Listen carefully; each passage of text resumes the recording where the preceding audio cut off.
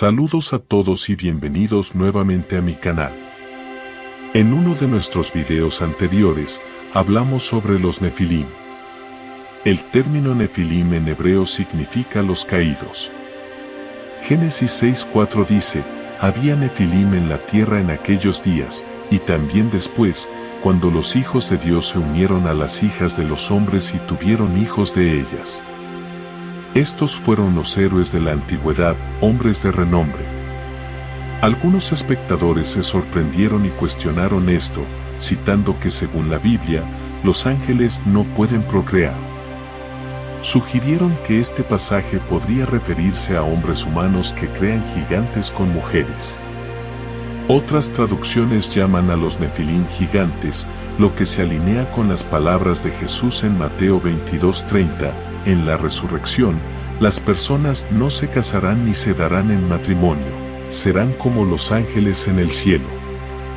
Algunos interpretan esto como que los ángeles no pueden procrear. Sin embargo, esta es una interpretación de las palabras de Jesús, que en realidad establecen que en la resurrección, las personas no se casan, al igual que los ángeles en el cielo. Pero es importante notar que algunos ángeles desobedecieron a Dios. Judas 1:6 nos dice, y a los ángeles que no permanecieron en su lugar de autoridad, sino que abandonaron su propia morada, los ha guardado bajo oscuridad y prisiones eternas, hasta el juicio del gran día. El término griego aquí es arjé, que significa principio u origen. Estos ángeles caídos no mantuvieron su propio dominio, sino que lo abandonaron, entraron en nuestra dimensión y tuvieron relaciones con mujeres en la tierra. Recuerde, este mundo es su reino, con Lucifer como su líder. En Mateo 12:26, se nos recuerda que si Satanás expulsa a Satanás, está dividido contra sí mismo, lo que socavaría su reino. La Biblia también se refiere a Satanás como el Dios de este mundo malvado, con una G minúscula, lo que significa su posición como una autoridad menor en comparación con Dios. Satanás trabaja en los hijos de la desobediencia y a través de sus ángeles caídos, ejerciendo influencia sobre este reino terrenal.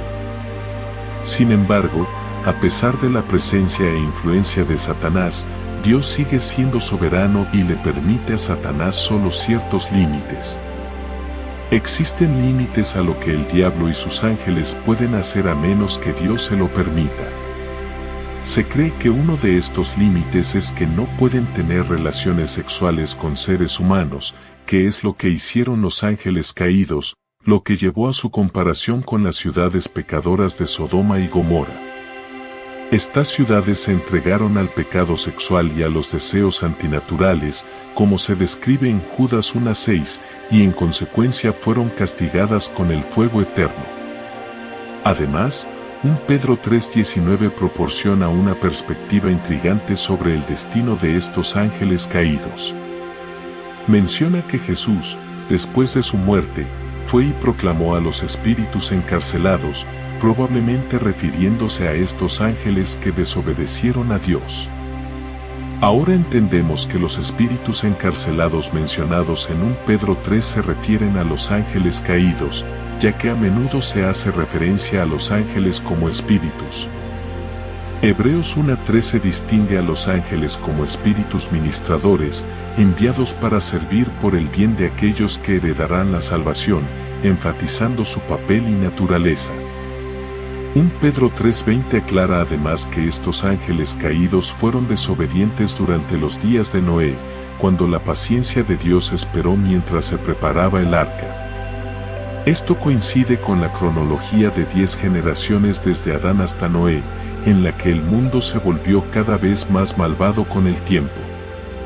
Las Escrituras describen una época en la que los pensamientos de las personas eran continuamente malvados, lo que indica un profundo declive moral.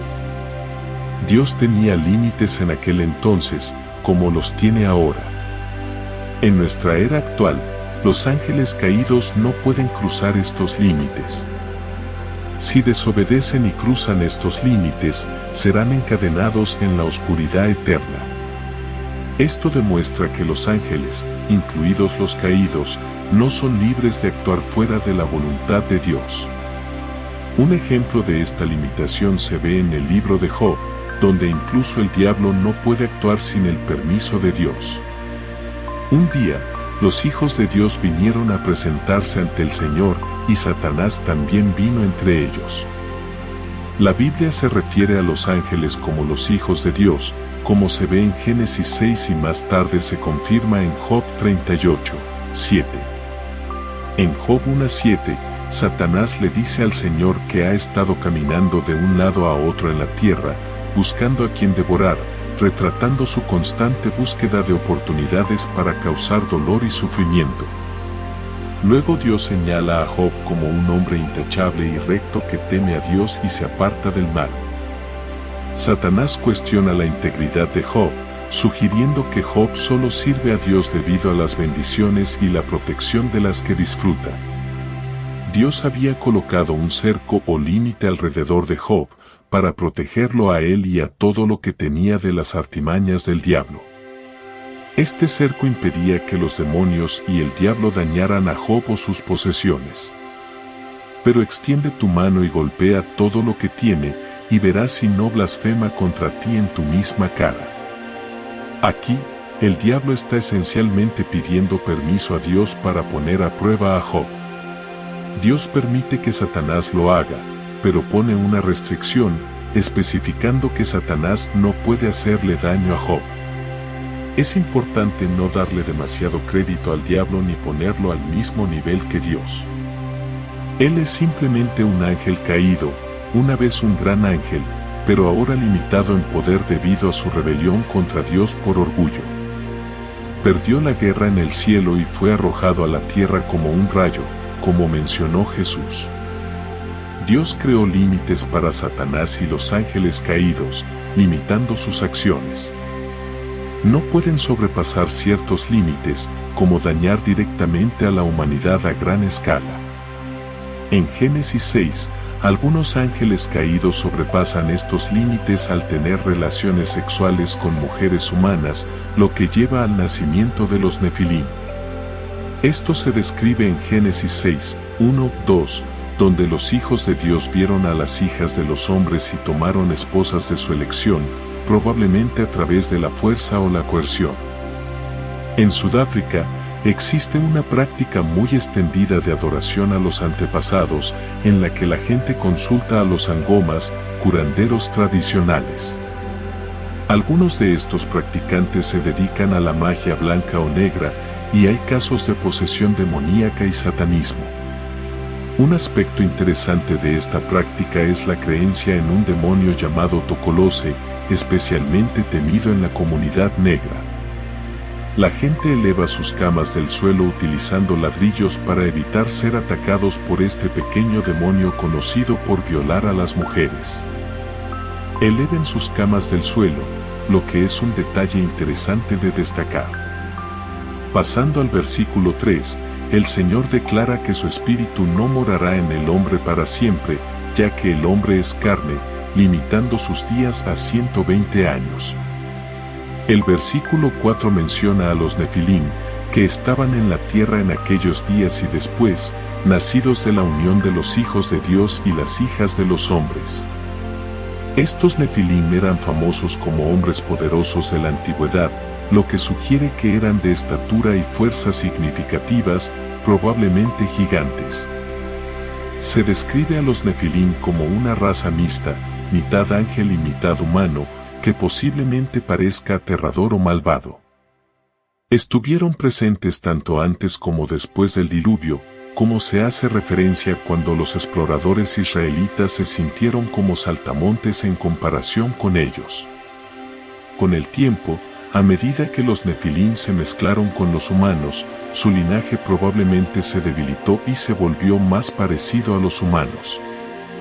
Algunos comparan a los Nefilim con los orcos del Señor de los Anillos, lo que puede no parecer puramente ficticio al considerar estos relatos bíblicos. Si bien algunas traducciones utilizan el término gigantes en el versículo 4, el término hebreo original es Nefilim, que significa los caídos. Varias traducciones, como la ASV, la ESV, la NASB e incluso la NIV, conservan el término Nefilim, lo que indica una coherencia en la preservación de la palabra hebrea original. Sin embargo, es fundamental recordar que la Biblia sigue siendo la fuente de información más confiable. La vida es fugaz, así que aprovéchala al máximo. Gracias por ver este video y no olvides suscribirte.